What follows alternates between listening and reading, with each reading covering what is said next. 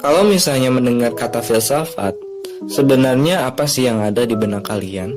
Pusing, bikin muntah, bikin sesat, karena kebanyakan mikir.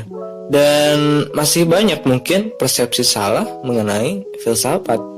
Mungkin bagi sebagian orang, terutama orang yang gak suka mikir gitu, filsafat itu ya merupakan sesuatu yang memusingkan, bahkan menyesatkan. Entah sebetulnya dari mana pikiran tersebut. Yang pastinya kalau kamu misalnya masih berpikiran seperti itu, maka itulah akibatnya ketika kamu tidak berfilsafat. Loh, mengapa bisa begitu? Orang yang menganggap filsafat sesat justru malah dirinya sesat karena tidak berfilsafat. Ya memang begitu. Misalnya aja ya, ketika ada orang yang menganggap musik itu tidak berguna, hanya buang-buang waktu saja, maka sebetulnya ia tidak bisa bermain musik. Biasanya orang yang tidak suka pada suatu hal bukan karena hal itu adalah hal yang salah, tetapi ia tidak bisa melakukan hal tersebut. Begitu pula dengan filsafat. Ketika ada orang yang tidak suka filsafat, sungguhnya bukan filsafatnya lah yang salah, akan tetapi dirinya memang ia tidak bisa berfilsafat.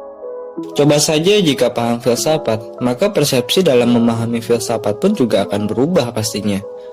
Mungkin ada yang menganggap kalau filsafat itu ilmu yang gak guna dan cuma orang-orang pintar aja yang bisa. Sebenarnya persepsi ini perlu dihilangkan deh.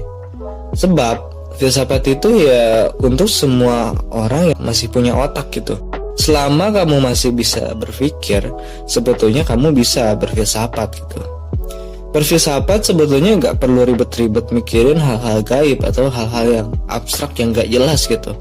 Berfilsafat itu ya seadanya aja, ya semampunya gitu. Kita yang penting otak kita bisalah dipakai gitu. Sia-sia kan kalau gak dipakai. Dan kita tidak salah langkah dalam melakukan suatu hal. Tujuan filsafat itu ya untuk memperbaiki hal-hal yang keliru dan mencari sebuah kebenaran. Sebetulnya ada banyak yang perlu kita kritisi hari ini, seperti berita-berita yang baik di TV maupun media sosial, yang mana jangan sampai ditelan begitu saja. Kita itu harus mencari tahu kebenaran yang sesungguhnya. Memang ini sulit dan tidak mudah. Kita memang harus jeli dan analitis kalau bisa membandingkan antara informasi yang satu dengan yang lainnya. Kira-kira mana yang relevan dan mana yang tidak gitu. Ilmu berpikir ini memang perlu waktu dan latihan. Karena yang namanya mikir itu kan gak sembarangan ya. Kalau kita makan pun juga harus hati-hati, harus tahu ilmunya. Mana yang sekiranya makanan yang baik untuk dikonsumsi dan mana yang sebaiknya tidak boleh untuk dikonsumsi. Kalau tidak tahu mana yang baik atau yang tidak, tentu akan berefek buruk pada diri kita. Sama seperti otak kita, ilmu itu sebetulnya sama seperti makanan. Kalau misalnya salah konsumsi, tentunya apa yang ada di dalam isi kepala kita pun menjadi tidak beres. Sehingga wajar saja mengapa banyak yang fanatik, mengapa banyak yang sering ribut-ribut hal-hal sepele, mengapa orang banyak melakukan kejahatan bahkan. Hal itu karena salah dalam mengkonsumsi informasi, serta tidak benar dalam mencernanya. Maka dari itu, filsafat itu penting banget gitu bagi kehidupan kita, apalagi untuk memaknai hidup ini. Tentunya sayang sekali jika hidup kita digunakan untuk hal-hal yang sia-sia dan ujung-ujungnya hanyalah sebuah penyesalan tiada arti gitu. Khususnya dalam prosesnya, di sini ada beberapa proses berpikir dalam memahami sesuatu atau sebuah fenomena yang kita alami. Secara umum, tujuan filsafat itu sebenarnya hanya 3 yang perlu kita lakukan gitu. Yaitu pertama, memperjelas konsep. Filsafat itu tidak suka kalau ada orang yang berbicara dengan konsep yang tidak jelas. Ya seperti itulah, ada mahasiswa baru yang menggunakan istilah-istilah keren, tetapi dia sendiri tidak tahu maksudnya apa dan artinya apa gitu tuh. Saat ini memang sering kali bermunculan istilah-istilah baru yang sebetulnya belum kita pahami, kemudian kita gunakan agar terlihat keren gitu. Padahal ini jelas-jelas salah kalau misalnya ada sesuatu hal yang baru Ya tentu kita harus pahami dulu apa definisinya, apa manfaatnya, dan apa tujuannya, dan itu disatukan sehingga menjadi sebuah konsep yang utuh. Mengapa banyak yang suka menuduh, mengapa banyak yang menganggap sesat, mengapa banyak yang fanatik, apalagi suka menyalah-nyalahkan, sehingga pada akhirnya jadi orang yang ikut-ikutan saja gitu.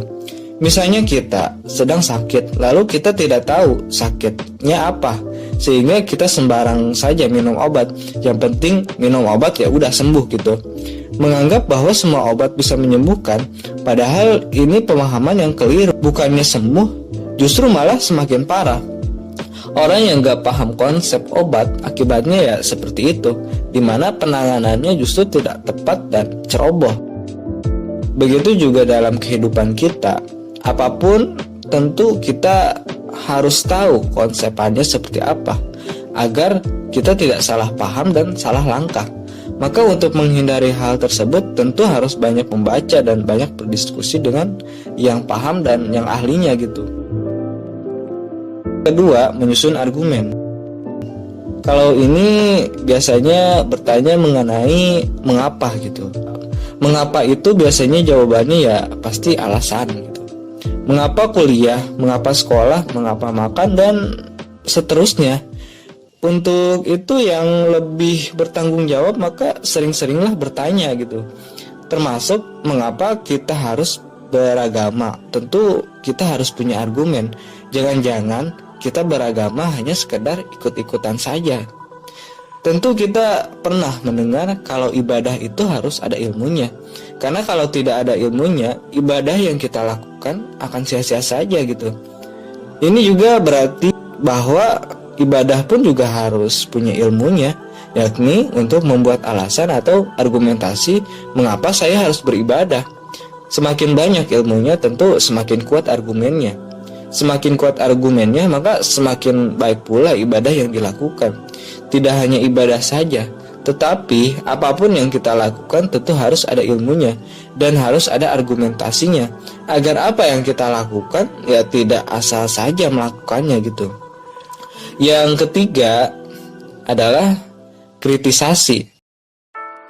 Kalau konsepannya sudah jelas, alasannya sudah jelas, maka yang ketiga yakni mengkritisi positioningnya. Kalau misalnya ada yang tidak pas atau yang tidak cocok, maka tentu harus diluruskan. Jangan antipati sama yang namanya kritik. Siapapun yang anti kritik, ia tidak akan pernah maju dan susah berkembang. Berterima kasihlah jika masih ada yang orang mau mengkritik diri kita gitu. Berarti ia perhatian dan seharusnya lebih berterima kasih sama teman yang bisa mengkritik kita. Coba bandingkan saja dengan teman yang tiap harinya hanya sekedar setuju, iya, ya terserah aja deh gitu. Semua yang kita lakukan sebenarnya justru mereka tidak peduli sebetulnya. Berbeda dengan orang yang peduli, kalau tidak cocok maka ia bilang memang ya nggak cocok, meskipun kritiknya harus menyampaikan dengan yang baik gitu. Banyak kritik yang hasilnya justru tidak menjadi baik. Kalau mau mengetik gitu, coba deh ditanya dulu gitu, kira-kira ini baik atau tidak gitu. Kalau mengkritik tentang kebenaran, ya juga harus sabar gitu. Orang yang mau dikritik itu kan merupakan ciri orang yang gak sombong gitu, dan tidak selalu merasa dirinya benar. Kalau anti kritik itu tanda-tanda orang yang merasa selalu benar. Dengarkan lebih dahulu kritiknya, kalau tidak cocok ya tinggal dijawab aja gitu. Oke, mungkin cukup sekian. Mohon maaf kalau misalnya ada yang salah-salah kata atau ada yang kurang. Sekian dan terima kasih.